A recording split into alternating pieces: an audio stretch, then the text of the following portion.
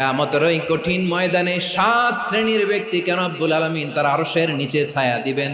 তার মধ্যে প্রথম শ্রেণীর ব্যক্তি হলো ইমামুন আদিল, যে ইনসাফের সাথে বিচার করে, যে জাস্টিস সমাজে সার্ভ করে, যে সুশাসন নিশ্চিত করে, ওই ইমামুন আদিল। আদিল শব্দটা বুঝছেন না? ইন্নাল্লাহা ইয়া'মুরু বিল আদল, পাইছেন?